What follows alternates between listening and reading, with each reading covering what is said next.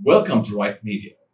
Today we have with us a career diplomat, the former Secretary of Foreign Affairs, and the past ambassador for the UN in Geneva and New York, Mr. Palihakkara.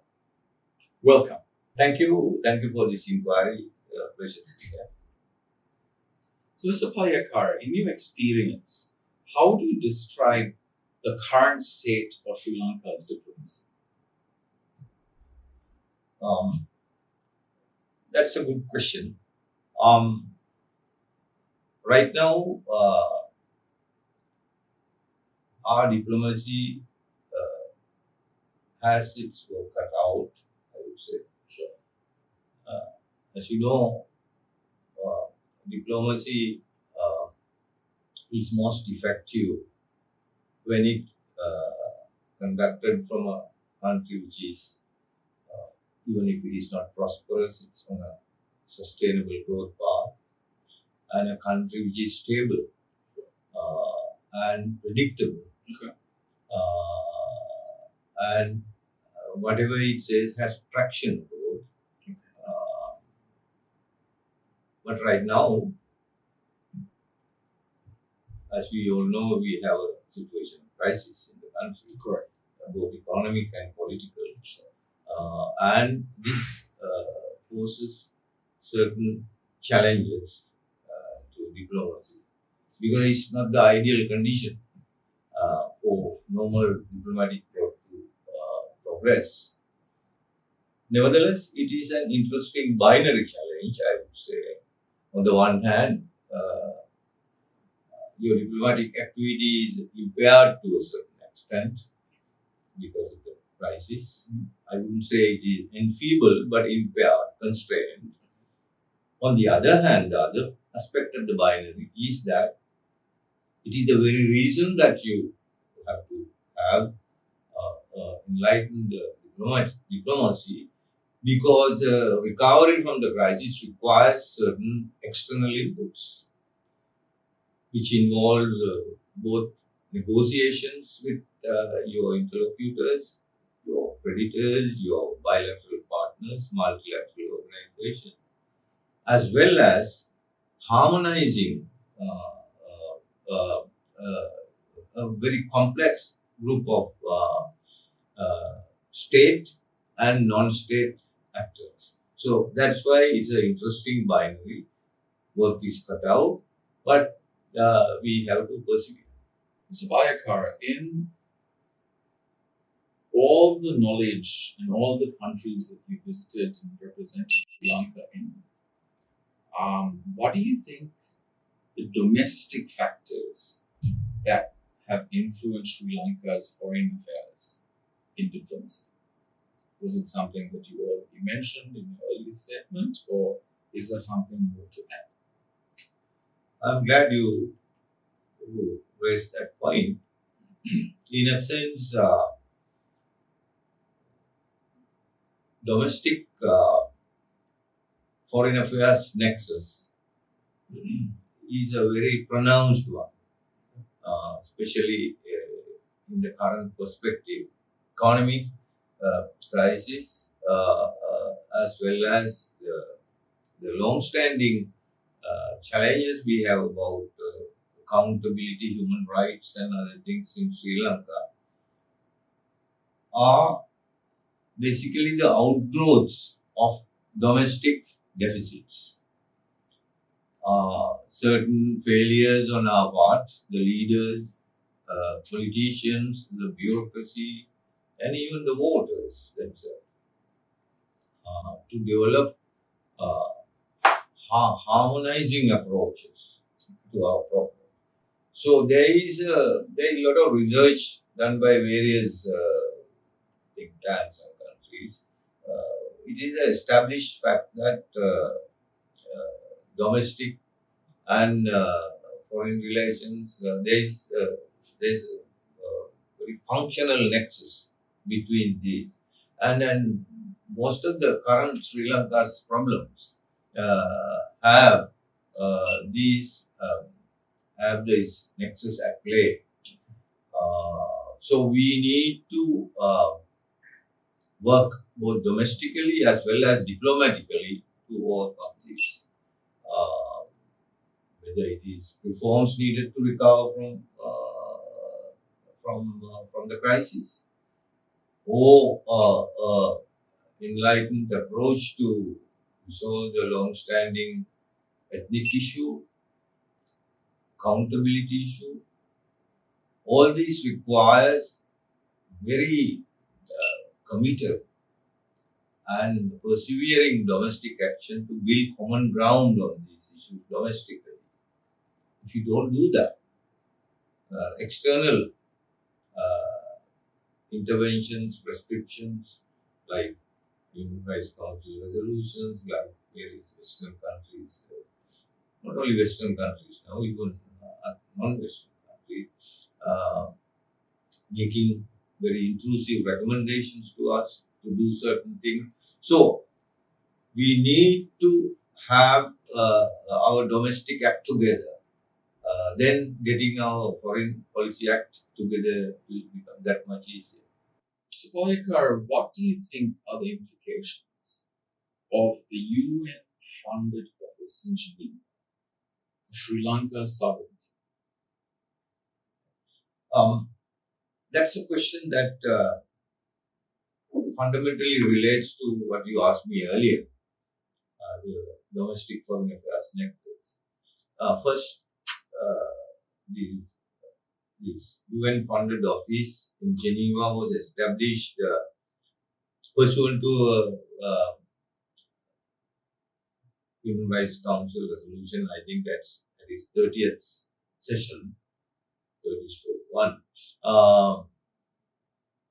As a result of our failure domestically here in Sri Lanka to agree on a mechanism, the so-called accountability mechanism, to look at the conflict-related grievances of various parties, victims, Tamil, Sinhala, Muslim, all sides. As a result of that failure here, these issues migrated abroad, and various interested parties, including some foreign countries, as well as diaspora groups, were making out a case that there are no credible or effective domestic mechanisms to address these issues. So therefore, external mechanisms like Human Rights Council should now look at all these allegations about human rights violation during the conflict, as well as post-conflict, and bring justice to victims, the disappeared people, and so forth, and so forth. And this has got accentuated after the recent article and recent trade union activism. In fact, earlier it was only the minority groups who were going and saying to the UN, please look into this and all that. But now, trade unions and various other groups from the southern part of Sri Lanka are also involved, and they are going to the UN. So, impression is created that the not law and order, actually the rule of law and the administration of justice system here doesn't work the way it ought to work. That is the impression created. Right and wrong is another debate, but Sure. That's the impression created. And that is a point being made not only by those affected in the conflict, but by trade unions, social activists, and even Muslim and other people who go to the UN now. So that's as a result of that, the Human Rights Council has passed a resolution creating this office to collect evidence, basically on the war, not war, I don't want to call it a war, the conflict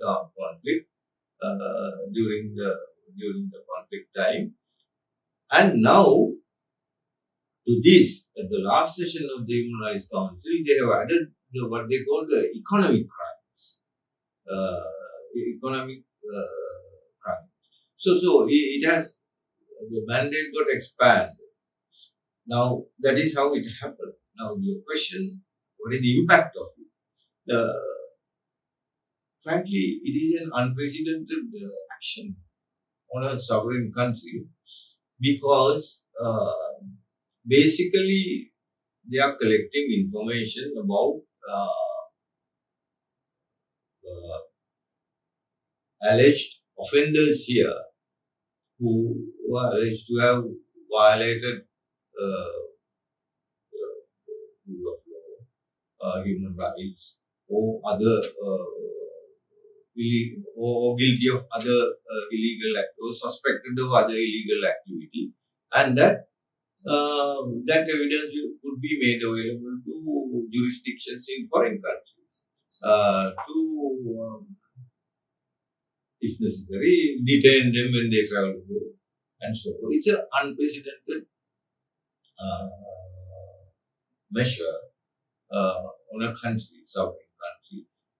So it impairs, basically, someone can argue and say that some of our Attorney General's activity has been outsourced to him. Someone can argue, Sure. differently, but there is some truth in that. And then also, it is clear that when a foreign entity does that, our sovereign autonomy to exercise decision making here and to act as a self-governing sovereign nation is impaired. So that's the impact. So it's not a pretty picture. So we need to see why it happened and try to see how we can do this ourselves. Mitigate it happening. Absolutely. As you all heard, the UN-funded office in Geneva and its implications and impact on Sri Lanka is quite serious. Moving on to another topic, a topic that's been in the horizon and in the back burners for some time. Sri Lanka's strategic location has been long contested by world leaders and countries alike. Mr. Palihakkara, how do you think Sri Lanka could navigate our relationships between, say, 3-4 key giants such as China, India, the US, and maybe even Europe as a whole? Very quickly, currently Sri Lanka has, in my view, three principal foreign relations diplomatic challenges. One, to address the complex set of issues for recovery from conflict and getting into a sustainable growth.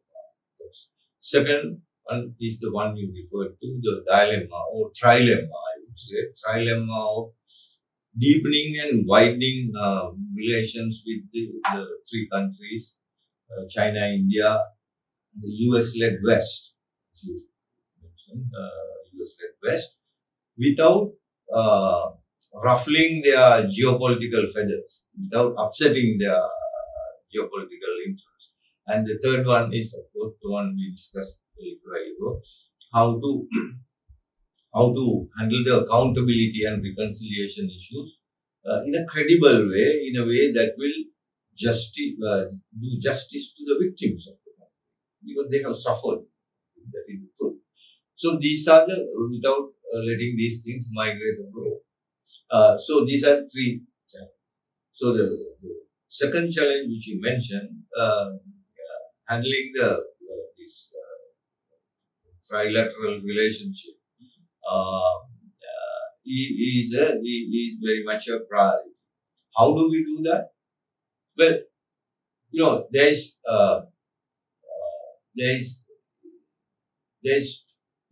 no simple prescription or a magic formula for It is simply that Sri Lanka needs to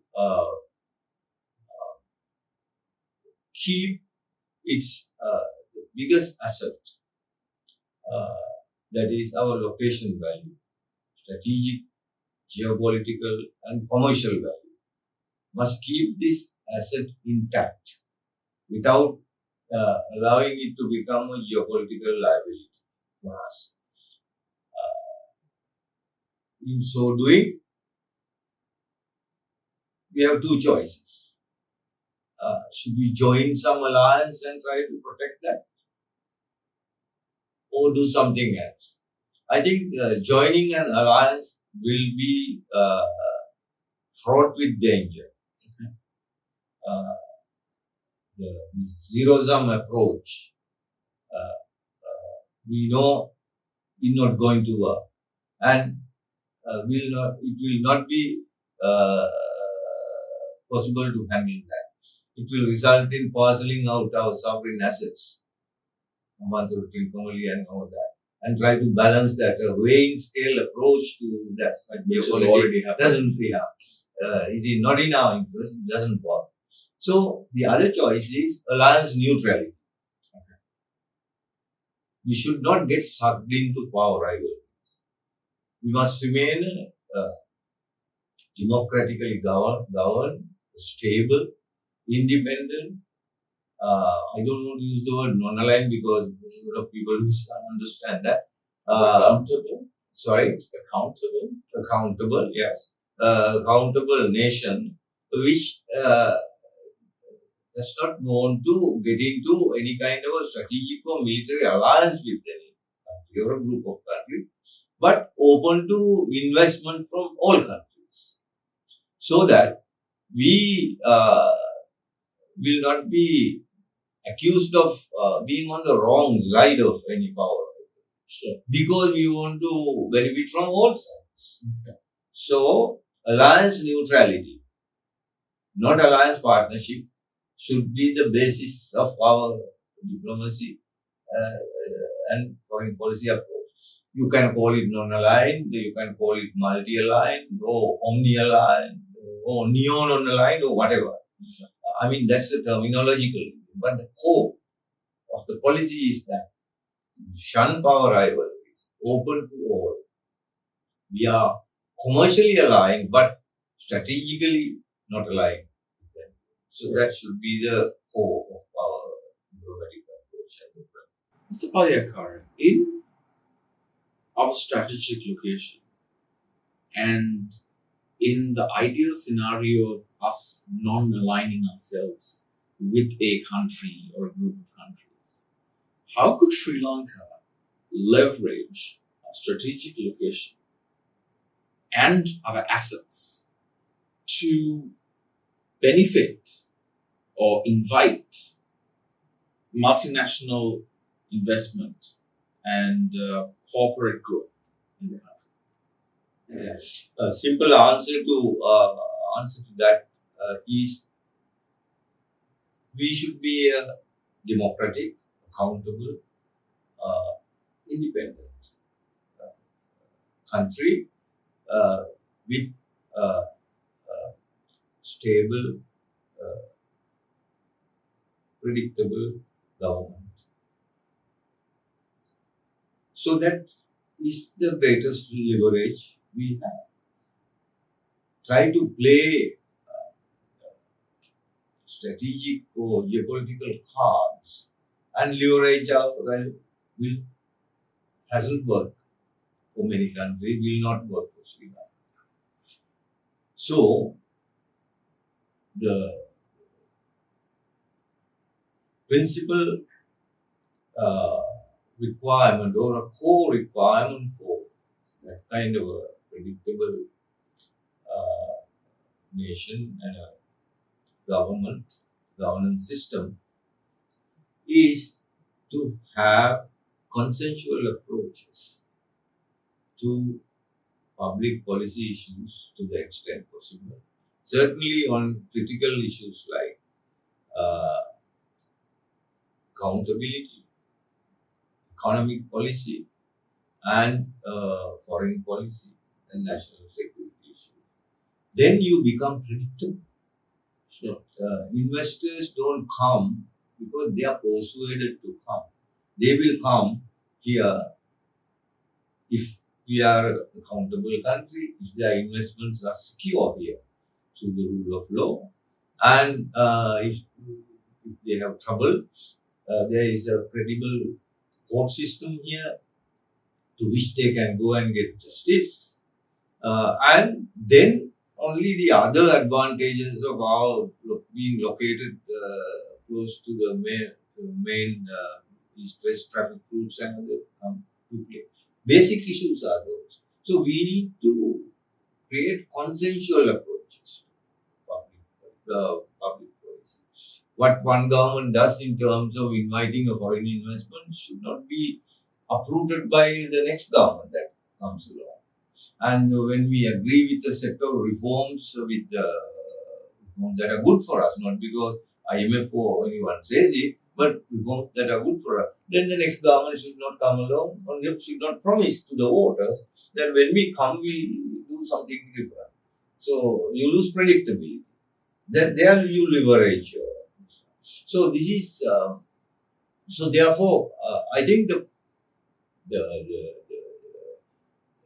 playing the geopolitical or strategic card to leverage is not a wise approach. Sure. This is the way we must build a predictable system. Mr. Palihakkara, what do you think the role of our president and the opposition parties should be in navigating the current crisis and facilitating reforms? Well, in IMF terms, that's a $3 billion question. I don't want to hazard any proposals, suggestions on that score. But as a citizen and a public servant with some modest experience in government work, I would say it's a set of complex issues, but I would say in brief, the president and the opposition and other sundry politicians must not miss this bus. They have no option but to build a common platform, build common ground.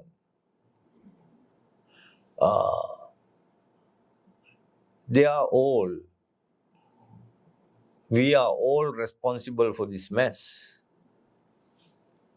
Leaders have given false promises. I mean, we have plenty of abundance of analysis, but no paucity of solutions. Sure. So I don't want to go back into that. But we are all responsible, so they must realize that.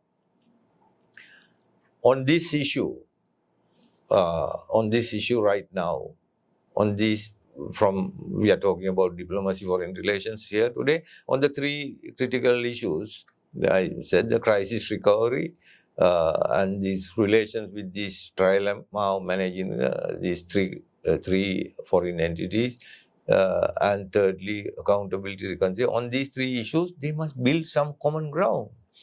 Frankly, and they should not use this to win elections. Right. By giving false promises to people. They must say that we have this agreed reform program. They can agree on these reforms because they have said so. Except one or two politicians for ideological reasons, they said we agree on a reform. Everybody agrees that we can't sell goods and services below cost. Correct. Everybody agrees that we have to pay taxes. How and what threshold we can discuss, but in principle, everybody agrees that we cannot spend more than we earn. Correct. Budget deficit should be managed. So like that. I mean, it's one day's work if they are serious. Instead of using this for regime change and election, they should do that. On president's part, this is a great opportunity for the president to have his legacy. Say, a man who nudged towards this consensus. Appealing publicly, saying everyone must work together won't do. He must work out the nuts and bolts and say, yeah, right, I'm a one-time president, for example, and we agree on this program and get the country out of this, and then we'll fight elections later. And I give elections on this day. So build consensus. And then our creditors will have something, will have some beef to buy. What we can offer right now is we are a kind of enfeebled country by crisis. So we have to offer something. But pleading for humanitarian assistance alone won't do. Please give us. Basically, we are asking our creditors to forgive some of our debts and all of our blunders. So when you do that, you have to offer something. We have nothing else to offer. We can only offer, we will have this reform program. We will have a consensus on accountability. We will have a good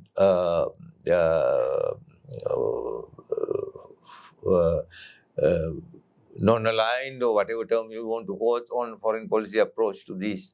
We will not get involved in strategic rivalries. So we will be predictable. Investments will be secure. So we will not make these election issues. And then that's their job.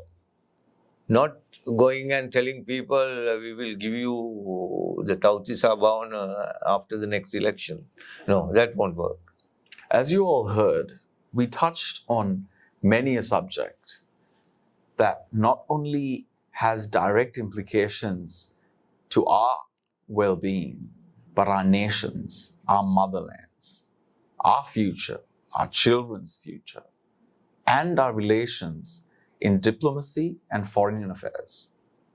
Just to lighten the mood and close for today, I would like to ask Mr. Palihakkara, for all those who do not know, what is the definition or who is a diplomat?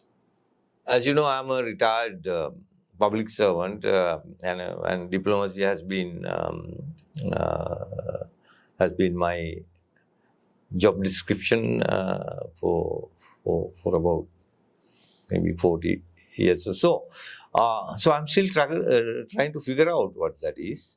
But there are many people from Mr. Sato to Dr. Kissinger who have written on this. But in my experience, well, to say that Winston Churchill or someone has said that diplomat is a chap who can tell somebody to go to hell in a way that the person will be looking forward to the trip. So that is his definition. But I won't bother you with that. But my experience is that a diplomat is a chap who will always see some optimism, even if the situation is very dire. And when he or she is someone who will seek to build some common ground with contending parties, even if none seems to exist. So that's the job of a diplomat. remain engaged, remain optimistic, so that you can build some general understanding between contending parties, so that you can derive some benefit, national interest benefit, and some other benefit, maybe extract victory out of jaws of defeat. So you have to remain optimistic, but you can't do it, you can't be so foolishly. You have to be optimistic and offer something to your negotiating partners. Even if the situation looks very difficult. Okay. So even in Sri Lanka right now, what we can offer is a crisis recovery template by achieving a domestic consensus on these critical issues. That's a good template to offer. Today has been very informative, serious, and enlightening. I hope that you all gathered as much as we did through our conversation with such an experienced and honorable citizen of Sri Lanka. Thank you very much, Mr. Palihakkara. Good. Pleasure. Thanks.